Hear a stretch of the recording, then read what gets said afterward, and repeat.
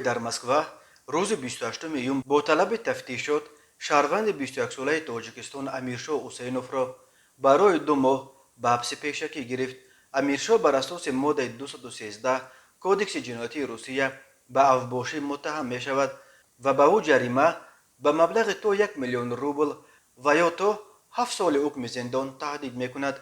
ولی در سفارت تاجیکستان در مسکو می گویند برای حمایت از این شهروند خود استفادهکاری خواهند کرد. سفارت علاقه به مقامات روسیه در رابطه با پرونده امیرشاه حسینوف نوت فرستاده وعده داده است که به او برای گرفتن ادوکات نیز کمک میرساند. روز 28 ایون امک و پسرمک امیرشاه که نیز در مهاجرت کاری در روسیه قرار دارند به مرافعه دادگاه او آمدند، ولی به دلیل پاندمی کرونا ویروس کسی را به تالار مرافعه راه ندادند.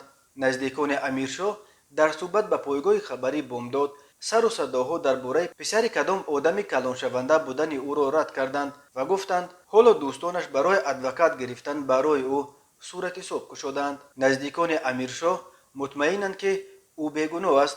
به گفته آنها امیرشاه 3 سال پیش مثل هزاران تاجیک دیگر برابر ختم مکتب راست از پس پرتا به مهاجرت کاری به روسیه رفت و در هر جایی که راست می آمد از جمله در ساختمان و نانوایخانه کار میکرد. او یگانه منبع تأمین روزگار عائله‌شان بوده است. پدر و مادر امیرشاه در یگانجا کار نمیکنند.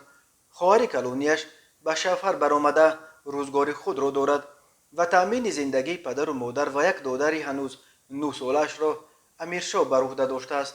حسینوف امیرشاه عبدالقادرویچ سال تولدش 2000 زاده شهر پنجکند شام 23 ایون در شهر مسکو در پی لطاکوب گروه اسکنخیتها بازداشت شد.